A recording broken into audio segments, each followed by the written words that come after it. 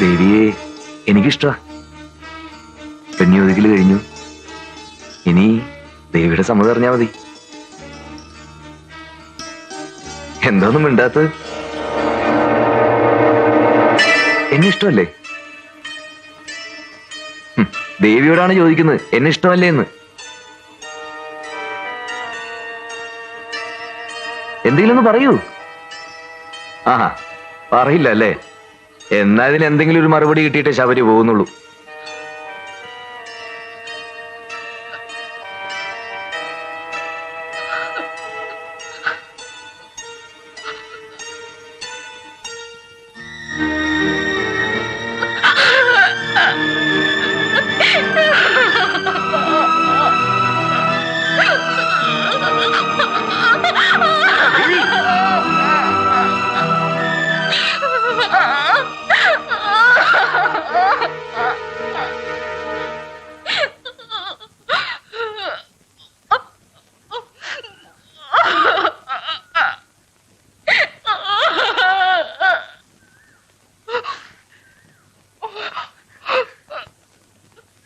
എന്റെ മോൾക്ക് സംസാരിക്കാൻ കഴിയില്ലെന്ന് ശബരിക്ക് അറിഞ്ഞൂടെ?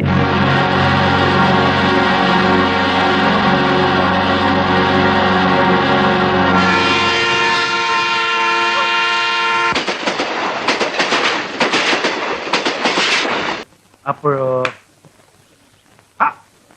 തങ്കമണി, ഇന്ന് മഴ പെയ്യും. അയ്യോ, കുറച്ച് നെല്ല് ഉണക്കാനുണ്ടായിരുന്നു. മഴ പെയ്താ ഇന്ന് ദുരിതാവുമല്ലോ. അപ്പോ മന്ത്രി രാജാവിനെ പിടിക്കാനുള്ള പരിപാടിയാ. നിക്കട്ടെ നിക്കട്ടെ. നിൽക്കാനല്ല, ഇരിക്കാൻ തന്നെ വന്നതാ. ഇരുന്ന് പറയേണ്ട കാര്യ. അല്ല, സാറിന് എപ്പോഴാണോ അടുത്ത പുറപ്പാട്? അങ്ങനല്ല, ഇനി ശബരി ഇവിടെ സ്ഥിരതാമസമാക്കാൻ പോവാ.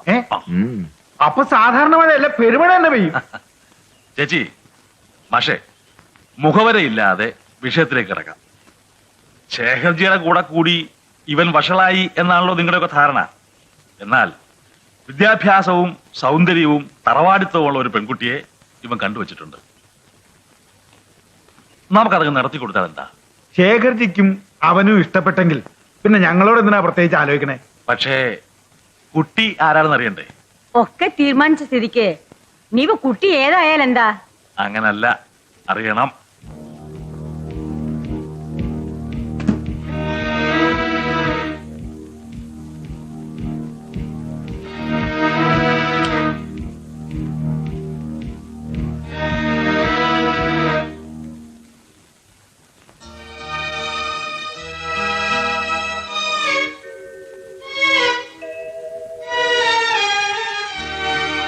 ഇന്റർമീഡിയറ്റിന് പഠിക്കുമ്പോ ഒരു പനി വന്നു. അങ്ങനെയാ തുടക്കം. പെട്ടെന്ന് ശബ്ദം നഷ്ടപ്പെട്ടു. തറവാട്ട് ക്ഷേത്രത്തിലെ ഭഗവതിയുടെ കാരുണ്യം കൊണ്ട് ആറ്റുനോട്ടുണ്ടായതാ ഇവൻ. അതും കല്യാണം കഴിഞ്ഞ് 12 വർഷത്തിന് ശേഷം. യവനാണ് ഈ തറവാടിലെ അവസാനത്തെ കണ്ണി. ഈ താഴ്വഴിയിൽ പെൺമക്കൾ ഇല്ലാത്തത് കൊണ്ട് യവൻ കൊണ്ടുവരുന്ന പെൺകുട്ടി വേണം ഭഗവതിയെ ഉണർത്താൻ. അങ്ങനെയാ പ്രശ്നത്തിൽ തെളിഞ്ഞത്. ആ നിലയ്ക്ക് യവനൊരു ഊമ പെൺകുട്ടിയെ കല്യാണം കഴിച്ചോണ്ടെന്നാൽ എന്താടാ നീ ഒന്നും ആലോചിക്കാതെ? എല്ലാം ആലോചിച്ചിട്ട് തന്നെയാ. നിന്റെ തോന്നിയാസിന് വിടാൻ ഞങ്ങൾ തയ്യാറില്ലെങ്കിലോ? ഇത്രയും കാലം കൂടെ കൊണ്ട് നടന്നത് ഇതിനായിരുന്നു അല്ലേ? ഇത് പറയാൻ വേണ്ടി ശേഖർജി ഇവിടെ വരാനേ പാടില്ലായിരുന്നു. ഭഗവതിക്ക് അനിഷ്ടമായ ഒരു കാര്യം ഇല്ല, അതൊരിക്കലും ഇവിടെ ഉണ്ടാവില്ല. തീർച്ചയാ.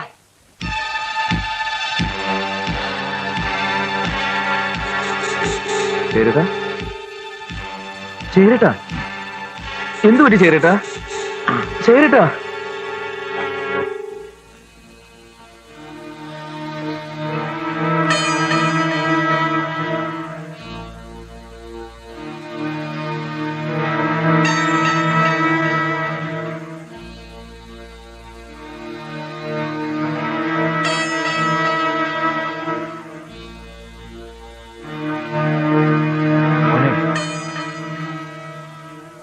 അപ്പോ അവാർഡ് വാങ്ങാൻ നീ ഡൽഹിക്ക് പോകുന്നില്ല അല്ലേ?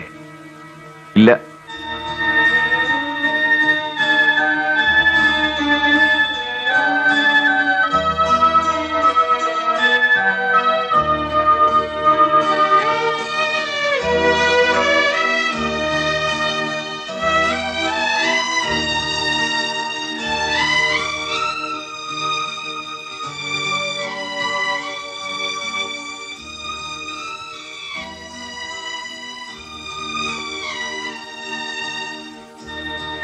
മോളെ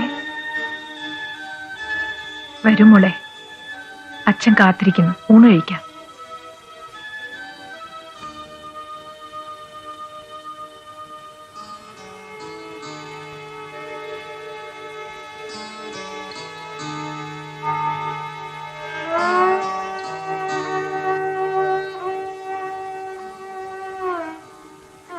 മോളെവിടെ? 4-5 തവണ വിളിച്ചു, അവൾക്ക് വിശപ്പില്ലെന്ന്. ഇരിക്കൂ.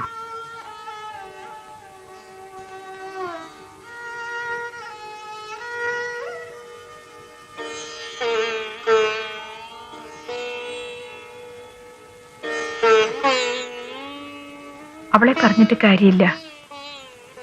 പെൺകുട്ടികളുടെ മനസ്സ് ഒരിടത്ത് വീണാ പിന്നെ അത് അവിടെ നിന്നെടുക്കാൻ ബുദ്ധിമുട്ടാ. ആ ശബരിയെ പിന്നെ കണ്ടതേ ഇല്ലല്ലോ. നമുക്കൊന്ന് പോയി അന്വേഷിച്ചൂടെ?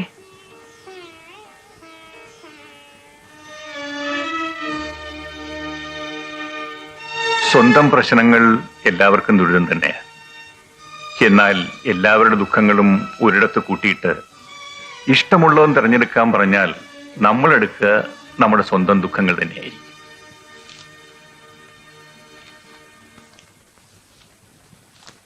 സർ, മുഴുവൻ തീർന്നോ? തീർന്നു സർ. ഇന്ന് കുറച്ച് നേരത്തെ പോണായിരുന്നു. എങ്ങോട്ടാ? ഒരു കൂട്ടുകാരിയുടെ കല്യാണത്തിനാ. ഓഹോ, കല്യാണം കൂട്ടുകാരിക്ക് മാത്രം മതിയോ? കനകത്തിന്റെ കാര്യം? അച്ഛൻ സർവീസിലായിരുന്നപ്പോ പല ആലോചനകളും വന്നാണ്. 1-2 എണ്ണം അച്ഛൻ തന്നെ സ്റ്റാറ്റസ് പോരെന്ന് പറഞ്ഞ് വേണ്ടെന്ന് വെച്ചു. അച്ഛൻ ആർമിയിലായിരുന്നു അല്ലേ? അതെ, അച്ഛൻ ഹാർട്ട് അറ്റാക്കായി മരിച്ചപ്പോ എനിക്ക് ആരും ഇല്ലാതായി. മരിച്ചവർക്ക് പിന്നെ റെസ്പോൺസിബിലിറ്റി ഒന്നും ഇല്ലല്ലോ. കനകം പൊയ്ക്കുള്ളൂ. അച്ഛൻ ഹാർട്ട് അറ്റാക്കായി മരിച്ചപ്പോ എനിക്ക് ആരും ഇല്ലാതായി. മരിച്ചവർക്ക് പിന്നെ റെസ്പോൺസിബിലിറ്റി ഒന്നും ഇല്ലല്ലോ.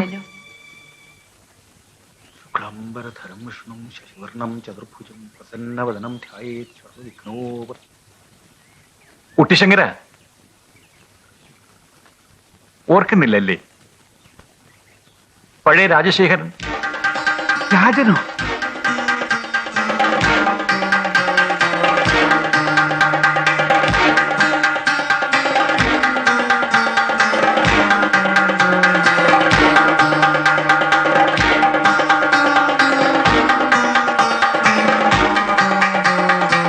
അന്ന് നീ എനിക്ക് സമ്മാനിച്ച ആ മുറിവിന്റെ കല ഇപ്പോഴും മാഞ്ഞിട്ടില്ല. തൊട്ടുനോക്ക്. എല്ലാം എനിക്ക് ഓർമ്മയുണ്ട്. പക്ഷേ ഇപ്പോ എന്റെ മകനും നിന്റെ മനസ്സിന് മുറിവേൽപ്പിച്ചോ എന്നാണ് എന്റെ ഭയം. ശബരി എവിടെ? അവന്റെ പോക്കിനും വരവിനൊന്നും ഒരു വ്യവസ്ഥയില്ല. അവന് വേണ്ടപ്പെട്ട ഒരാൾ നഴ്സിംഗ് ഹോമിൽ കിടക്കുക, സുഖമില്ലാതെ. അവനാ കൂടെ നിൽക്കുന്നേ. അല്ലെങ്കിലും ജീവകാരുണ്യം അവനൽപ്പ കൂടുതലാ. ആ, അതൊക്കെ നല്ലത് തന്നെയാ. പക്ഷേ സ്വന്തം കാര്യവും വല്ലപ്പോഴൊക്കെ നോക്കണ്ടേ? വിവരങ്ങളൊക്കെ ശബരി പറഞ്ഞു കാണുമല്ലോ.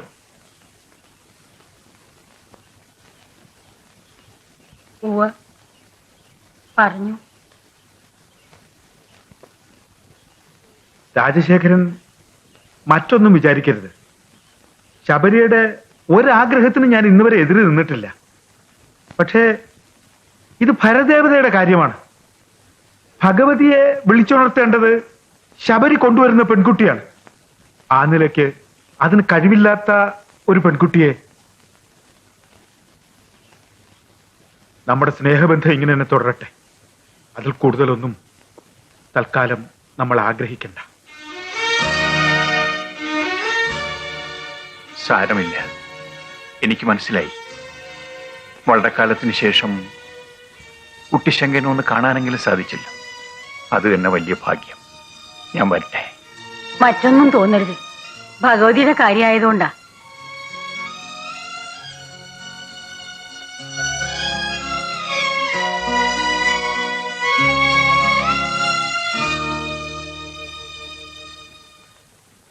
ശുദ്ധ ജാതകമാ മോളുടെ, ചേരാണ്ടിരിക്കില്ല.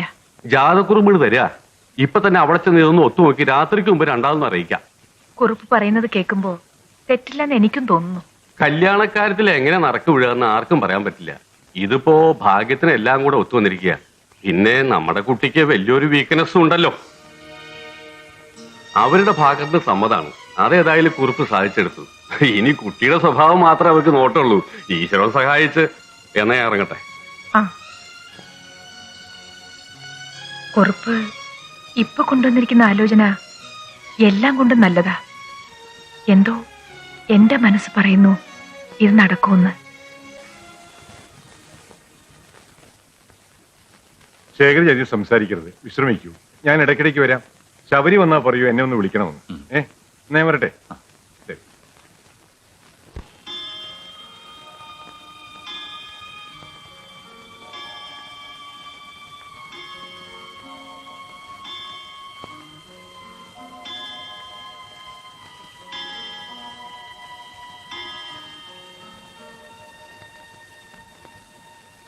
മോളെ ദേവി, മരുന്നെവിടെ മോളെ?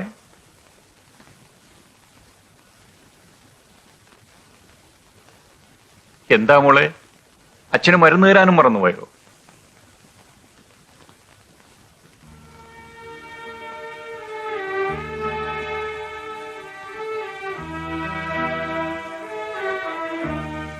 സാർ കാപ്പി എടുത്തു വെച്ചിട്ടുണ്ട്. മോളൊരു തമാശ കേട്ടോ. നമ്മുടെ മണികണ്ഠപിള്ള റപ്പായിയെ പറ്റി പറഞ്ഞതാ.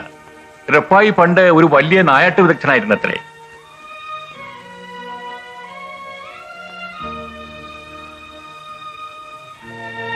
അതൊക്കെ ഇവിടെയുള്ളവർ എന്നെ പറ്റി വെറുതെ പറയണതാ. ശരിക്കുള്ള കാര്യം എന്താന്ന് വെച്ചാ, ഇവിടെ മുമ്പുണ്ടായിരുന്ന മാനേജർക്ക് ഒരു തോക്കുണ്ടായിരുന്നു. ഞാൻ ആ തോക്ക് എടുത്ത് പ്രാവിനെ വെടിവെക്കാൻ പോയി. ഏതാണ്ട് ഇത് ഇത്ര ദൂരത്ത് പ്രാവിരിക്കുന്നു. എനിക്കാണെങ്കിൽ അറിയാലോ, കണ്ണിന് സ്വല്പം കുഴപ്പമുണ്ട്. ഞാൻ പതുക്കെ ഉന്നം പിടിച്ച് താനിങ്ങനെ ഉന്നം പിടിച്ച് സമയം കളയാതെ വെടിവെക്കുക. അല്ല, എനിക്കിങ്ങനെ ഉന്നം പിടിച്ചാലേ വെടിവെക്കാൻ പറ്റൂ. ആ ശരി.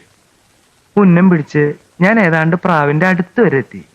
തോക്കിന്റെ കുഴല് അതിന്റെ മൂട്ടി തട്ടി. എന്നിട്ടും വെടിവെച്ചില്ലേ? ഇല്ല, അപ്പോഴേക്കും പ്രാവ് പറന്നുപോയി. പിന്നെ എങ്ങനെ വെടിവെക്കുക?